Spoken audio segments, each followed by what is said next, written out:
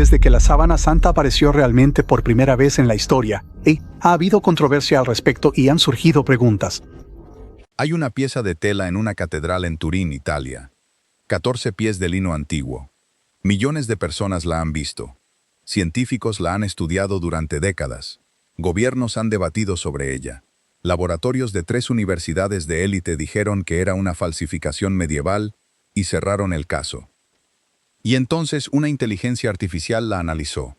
Y lo que encontró hizo que físicos de todo el mundo se quedaran en silencio. La IA detectó en el sudario de Turín una proyección matemáticamente perfecta de un cuerpo humano que desafía cada ley de gravedad que conocemos. Identificó patrones de sangre que exponen cosas sobre las heridas que nadie había podido explicar. Encontró evidencia de que el cuerpo dejó la tela sin mover ni un solo hilo. Y lo más devastador de todo, la IA identificó exactamente qué creó esa imagen en el sudario. Y no es nada parecido a lo que alguien ha creído todo este tiempo. Lo que se necesitaría para replicar esa imagen es una explosión simultánea de 34 trillones de vatios de luz ultravioleta que durara menos de 40.000 millonésimas de segundo, sin producir calor. La tecnología láser más avanzada que la humanidad ha construido nunca no se acerca ni remotamente a eso. No en el mismo rango. Y cuando los científicos del Instituto Enea de Italia llegaron a esa conclusión en 2011, después de años de intentos fallidos, la implicación fue inevitable. La única explicación que encaja con cada pieza de evidencia es algo que ninguna ciencia existente puede producir. Algo que la física puede medir, pero no puede explicar. Algo sobrenatural. Esta es la historia de lo que la IA encontró en el trozo de tela más examinado de la historia humana.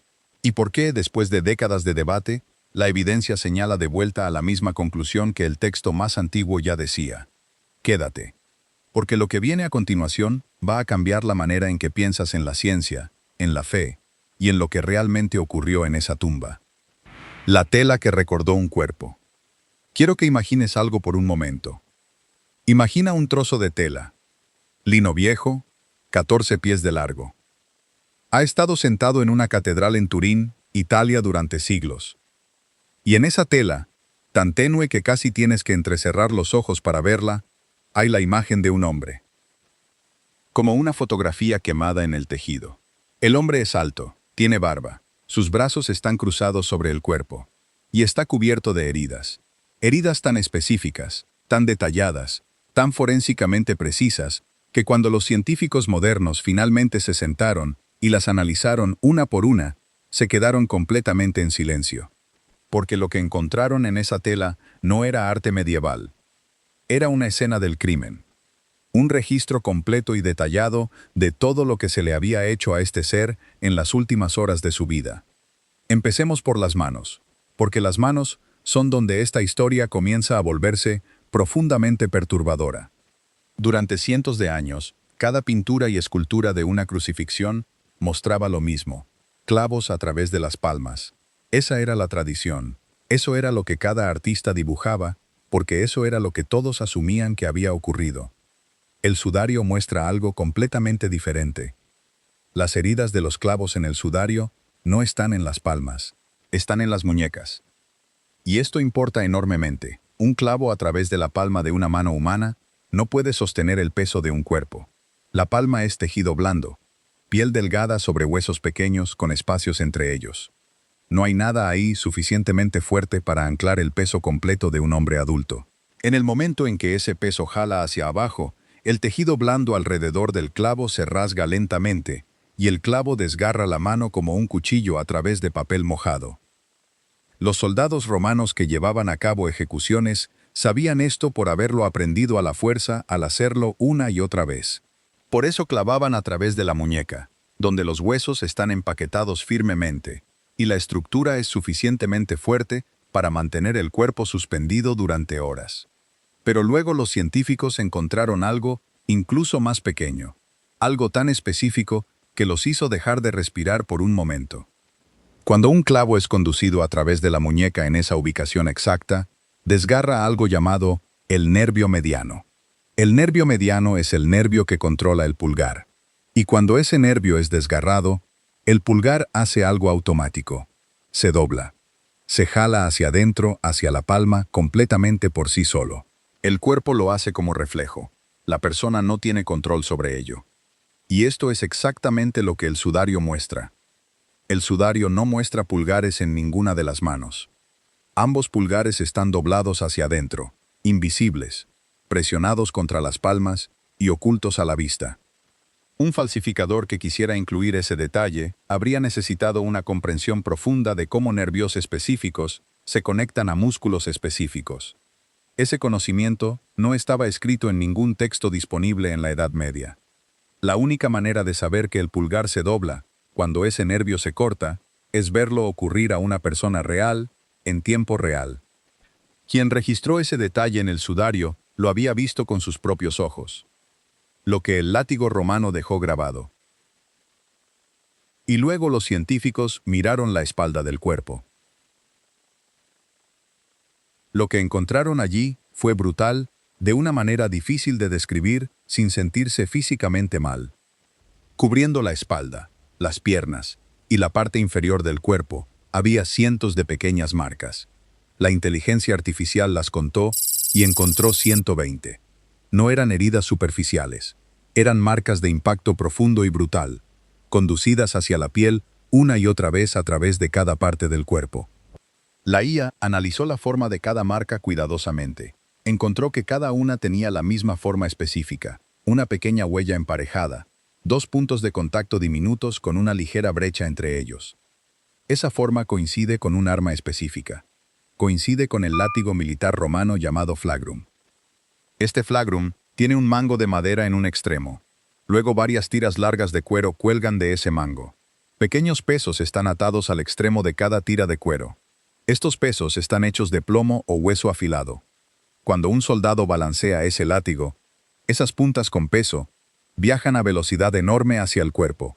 En el momento en que golpean la piel, se hunden, arrancan trozos de carne y dejan esa marca emparejada específica cada vez que aterrizan.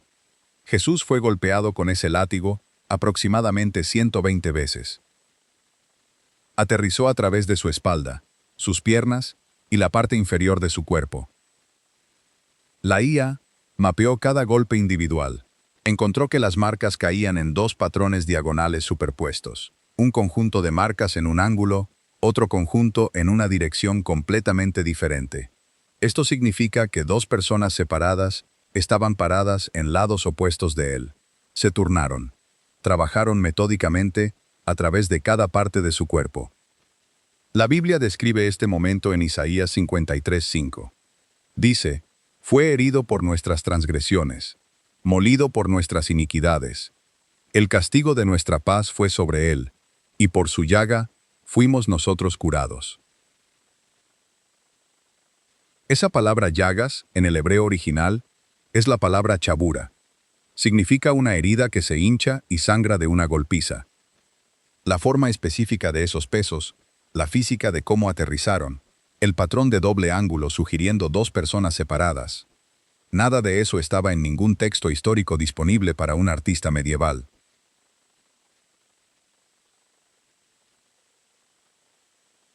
Ola Esubario registró algo mucho más específico. Registró impacto.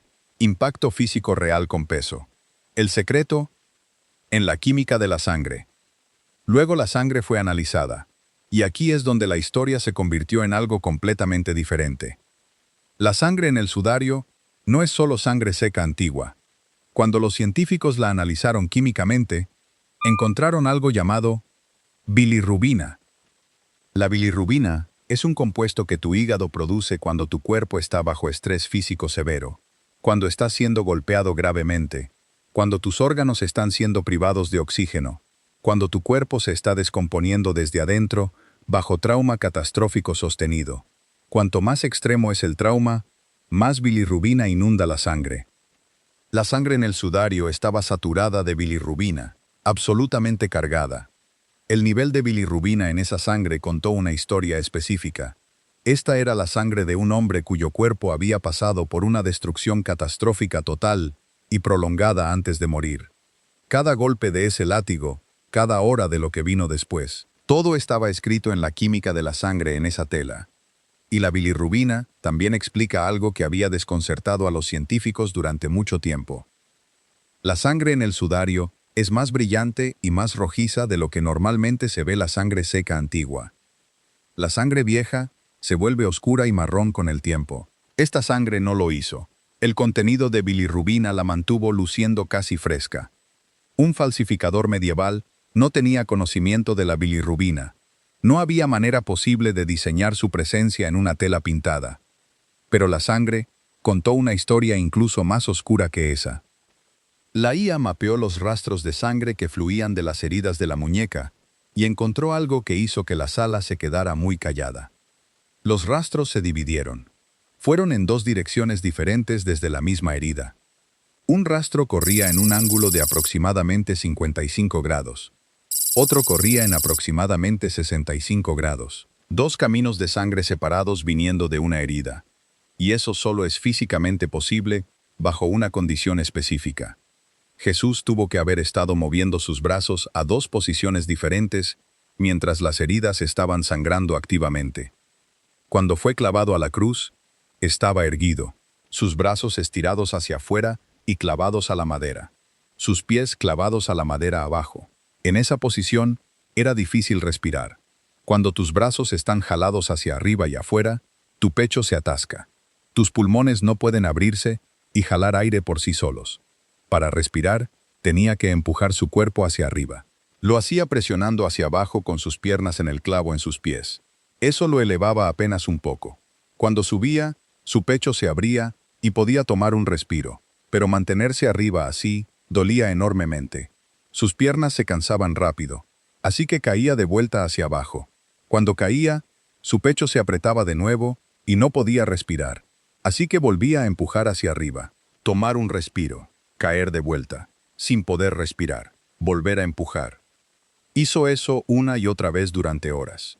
Cada respiro significaba empujar hacia arriba en sus pies con un clavo atravesándolos. La IA registró ambas direcciones del rastro de sangre. Un rastro era del cuerpo vivo luchando desesperadamente por aire. El otro era del momento en que finalmente dejó de luchar. Ambos rastros están en esa tela ahora mismo. La imagen que no debería existir. La imagen no es pintura, no es tinta, no es tinte. Y cuanto más de cerca la miraron los científicos, más imposible se volvió a explicarla. Empieza con la cosa más básica sobre esta imagen. Se asienta en la superficie de los hilos de lino, no dentro de ellos, no impregnada en ellos como lo haría la pintura o el agua al empapar en tela. Se sienta en la capa más externa de esas pequeñas fibras. Imagina un solo hilo de una pieza de tela de lino. Ahora imagina que ese hilo está hecho de cientos de fibras diminutas agrupadas. La imagen en el sudario existe solo en la superficie más exterior de esas fibras diminutas. La profundidad de la que estamos hablando es unos pocos cientos de nanómetros. Un solo cabello humano tiene aproximadamente 80.000 nanómetros de grosor. La imagen en el sudario es cientos de veces más delgada que una hebra de tu cabello. Es más delgada que una burbuja de jabón. Ningún líquido hace eso porque los líquidos se empapan. Ahora, aquí es donde se vuelve genuinamente extraño. En 1898, un fotógrafo llamado Secondo Pia recibió permiso para tomar la primera fotografía del sudario. Configuró su cámara, tomó la fotografía y fue a su cuarto oscuro a revelarla. Pia miró el negativo de su fotografía y, en lugar de ver una versión oscura y borrosa e invertida de la tenue imagen en la tela, estaba mirando algo que casi lo hizo soltar la placa. El negativo mostró un retrato claro, nítido y completamente resuelto de un hombre. Un rostro real, rasgos reales, detallado e inconfundible. Aquí está por qué eso está tan profundamente mal. La imagen en el sudario era en sí misma ya un negativo. Ya estaba invertida. Los valores de luz y oscuridad en la tela ya eran el opuesto de lo que deberían ser si alguien hubiera pintado una imagen normal. Lo que significa que cuando Pia la fotografió e invirtió de nuevo, se volvió correcta. Se volvió una imagen positiva. Se volvió la imagen verdadera. Piensa en lo que eso significa. Sea lo que fuera que creó la imagen en el sudario, No pintó lo que sus ojos veían. Produjo de alguna manera una imagen en valores de luz invertidos. La forma en que una cámara captura un negativo antes de hacer la impresión. Y esto ocurrió 500 años antes de que se inventara la cámara. Antes de que existiera el concepto de un negativo. Antes de que nadie en la Tierra tuviera razón para imaginar que la luz podía ser capturada en reversa. Un artista medieval pinta lo que ven sus ojos. No pinta la versión invertida de un rostro, para que 5 siglos después, una cámara pueda invertirla y revelar la imagen verdadera. No hay manera racional de explicar cómo un falsificador produce un negativo fotográfico cuando la fotografía no existe todavía. Luego vino la máquina que la NASA construyó para mapear Marte.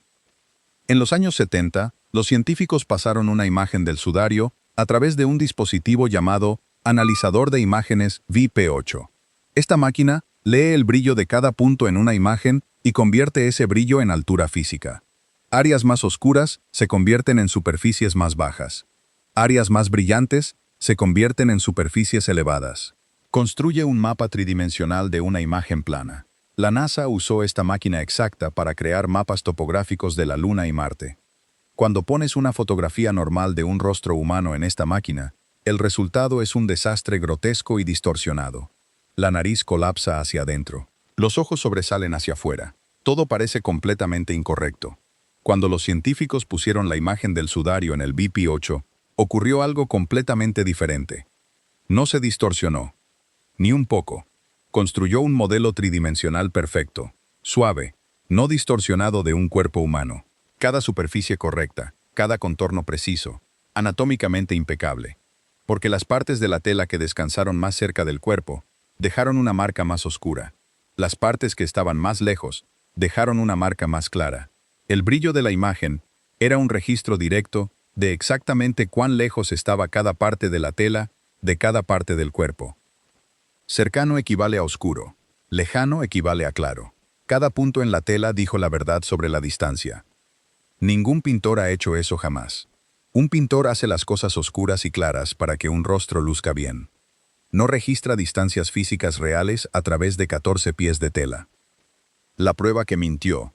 En 1988, 3 de los laboratorios más respetados del mundo anunciaron que todo estaba resuelto. La Universidad de Oxford, la Universidad de Zúrich, la Universidad de Arizona. Los 3 usaron datación por carbono en una muestra cortada del sudario, y los 3 volvieron con la misma respuesta. La tela databa de algún lugar entre 1260 y 1390 después de Cristo. Eso significaba que el sudario tenía solo aproximadamente 700 años. Jesús vivió y murió hace aproximadamente 2000 años. Si la tela tenía solo 700 años, no podía posiblemente haber sido su lienzo mortuorio. Los medios publicaron el titular por todas partes. Caso cerrado. Una falsificación medieval. Y fue construido sobre un error catastrófico que las personas responsables de él nunca han admitido públicamente. Así es como funciona la datación por carbono. Cada ser vivo absorbe un tipo específico de carbono mientras está vivo. Cuando muere, ese carbono comienza a descomponerse a una tasa lenta y constante. Los científicos miden cuánto de ese carbono queda y usan eso para calcular la antigüedad del objeto. Es confiable, funciona, pero solo si la muestra que estás probando realmente proviene del objeto original. Si pruebas un parche de reparación que fue añadido siglos después, no obtienes la edad del objeto, obtienes la edad del parche. Y eso es exactamente lo que ocurrió aquí. El plan original para la prueba de 1988 requería que se tomaran muestras de varias ubicaciones diferentes a través de la tela. Múltiples muestras de múltiples puntos para dar cuenta de la contaminación y la variación. Ese plan fue cambiado. Bajo presión en negociaciones que no fueron hechas completamente transparentes al público, el protocolo fue reducido a una sola pequeña muestra de una sola ubicación. Una esquina. La esquina más manejada en toda la tela. La esquina que había sido sostenida por manos humanas en cada exhibición pública durante siglos. La esquina más cercana al fuego que casi destruyó el sudario en 1532, y que recibió el mayor trabajo de restauración después. Ahora conoce a Raymond Rogers. Rogers era un químico físico en el Laboratorio Nacional de Los Álamos, una de las instituciones de investigación científica más prestigiosas de los Estados Unidos. Había sido parte del equipo original de 40 científicos americanos que examinaron físicamente el sudario en 1978. Había sostenido hilos de esta tela en sus propias manos.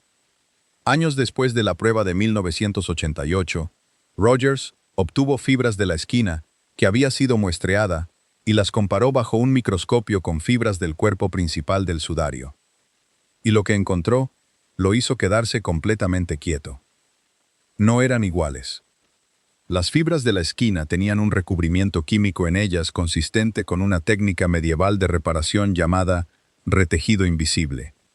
Este era un método donde manos hábiles, monjas en este caso, tejerían nuevos hilos en un área dañada tan cuidadosa y precisamente que la reparación se volvería visualmente invisible. No podías verla a simple vista, pero bajo un microscopio, la química la delataba. Las fibras de la esquina también contenían hilos de algodón, tejidos entre el lino, teñidos para coincidir con el color envejecido de la tela circundante.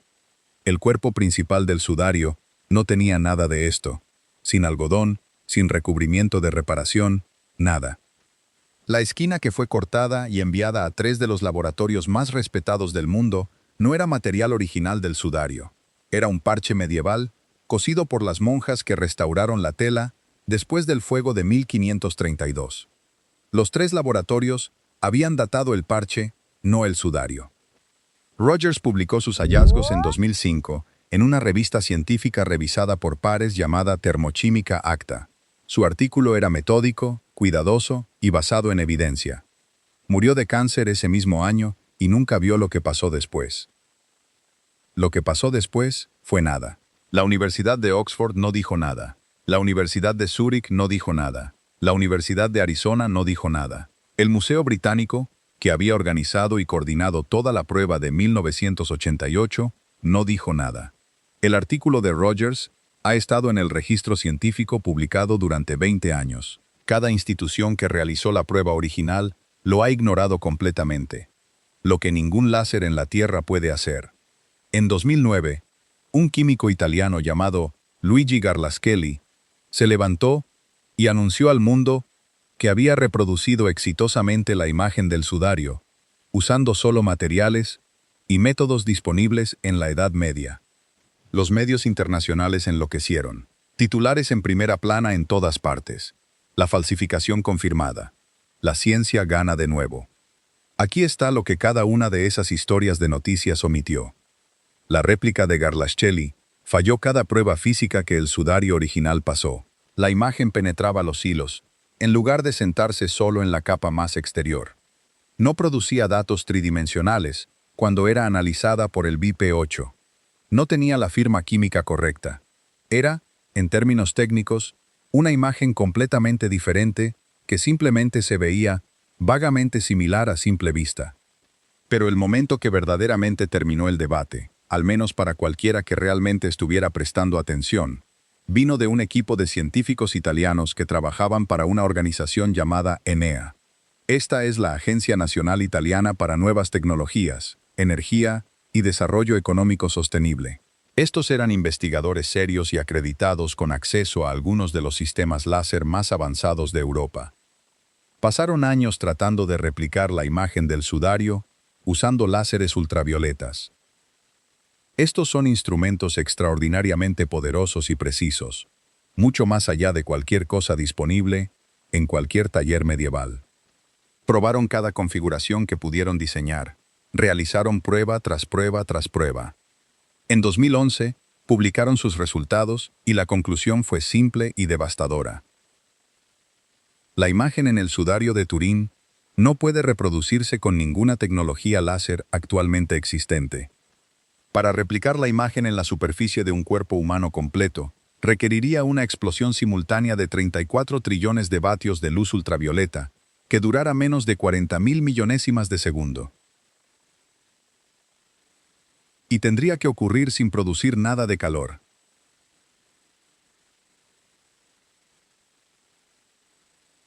Los sistemas láser más poderosos que la humanidad jamás ha construido No pueden acercarse a generar eso, no en el mismo rango. Piensa en lo que eso realmente significa. Cada explicación humana había sido ahora agotada. Sin pintura, sin tinte, sin ácido, sin técnica medieval, sin láser moderno, sin máquina que exista en ningún lugar de la Tierra, hoy podría hacer esta imagen. La ciencia había lanzado todo lo que tenía a esta tela y había vuelto completamente vacía. El cuerpo que salió sin mover un hilo. Cuando un cuerpo herido sangra sobre una tela, y esa tela permanece envuelta alrededor del cuerpo el tiempo suficiente para que la sangre se seque, algo ocurre.